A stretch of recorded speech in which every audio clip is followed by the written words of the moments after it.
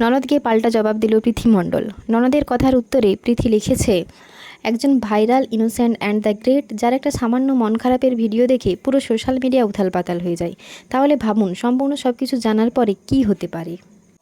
Please আমার মুখ না খোলা, চুপ করে থাকা এগুলোকে একদম দুর্বলতা মনে করবেন না। আসলে সোশ্যাল মিডিয়া আমার প্রফেশন, অন্য কারোর নাও হতে পারে, তাই আমার জায়গাটা আমাকে ভুললে চলবে না। এই কথাটাই বারবার ভেবে নিজের কথাগুলো নিজের মধ্যেই রেখে দিয়েছি। প্লিজ, আমি আমার জীবনটাকে অনেক সুন্দরভাবে সাজাতে চাই, সুন্দর একটা সংসার জীবন কাটাতে চাই। দয়া করে আমাদের ভবিষ্যৎ খারাপ করবেন না। বর্তমানের এই ঘটনাগুলোই ভবিষ্যতে খুব খারাপ রূপ নেবে। আজ আমি চাইলে কমিউনিটি পোস্ট না করে 30 মিনিটের একটা ভিডিও বানিয়ে আপলোড দিতেই পারতাম, কারণ ব্লগ ভিডিও বানানোর থেকে ফ্যামিলির পার্সোনাল ঘটনা নিয়ে ক্যামেরার সামনে কথা বলা অনেক বেশি সহজ।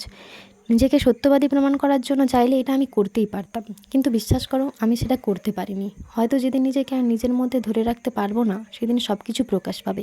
এখনও কিছু প্রকাশ করতে পারি না, শুধু ভাবি ক্যামেরার সামনে বসে কাদের সম্পর্কে কথা বলবো, আর আমার মধ্যে মানবিকতা আছে নাকি নেই আর কতটুকু আছে সেটার আমি ক্ল্যারিফিকেশান দিতে চাইছি না। বাট আমার মনে হয় মানবিকতাটা যার মধ্যে নেই তার কাছে ফ্যামিলি নিয়ে 25 থেকে 30 মিনিটের ভিডিও বানানো অনেক সহজ অপশান।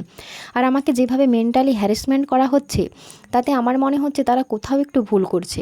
কারণ আমি সেই আগের পৃথি নয় যে অনেক বোকা, অনেক শান্ত। পরিস্থিতির সাথে সাথে 2025 সালের পৃথি এখন যথেষ্ট ম্যাচিউর। আমাকে উত্ত্যক্ত করে লাভ নেই। ভগবান আমাকে অনেক সহ্য এবং ধৈর্য ক্ষমতা দিয়েছেন, না হলে ওরকম 25 থেকে 30 মিনিটের ক্ল্যারিফিকেশন ভিডিও আমার চ্যানেলেও আসতে পারতো। আর বাকি রইল একটা বাড়ির বউ হিসেবে আমার পরিচিতি। আমি শুধু একটা বাড়ির বউ নই, আমি একটা বাড়ির মেয়েও। 3 বছর হয়ে গেল আমি আর রন দুজনে মিলে সবসময় চেষ্টা করেছি ফ্যামিলির সবাইকে কীভাবে হ্যাপি রাখবো। আর সত্যি কথা বলতে মানুষ এখন টাকাতেই খুশি, তাই জীবনটাকে শুধু টাকার পেছনেই দৌড় করাচ্ছি, যাতে ভবিষ্যৎটা সুন্দর করতে পারি। সারাদিন ভিডিও বানিয়ে ব্র্যান্ড শ্যুট করে, রাতে এডিট করে, সকালে ভিডিও পোস্ট করে তাড়াতাড়ি ঘুম থেকে উঠতে পারি না। আর সময় বের করে সেরকমভাবে সবার জন্য সুন্দর সুন্দর খাবার রান্না করেও খাওয়াতে পারিনি। আমি মনে করি একটা মেয়ে রান্নাঘরে যাওয়ার থেকেও বেশি ইম্পর্ট্যান্ট একটা মেয়ে নিজের প্রতি নিজে নির্ভরশীল হওয়া। আজকের যুগে দাঁড়িয়ে আমাদের প্রত্যেকটা মানুষের উচিত নিজে উপার্জন করা, সেটা ছেলে হোক কিংবা মেয়ে।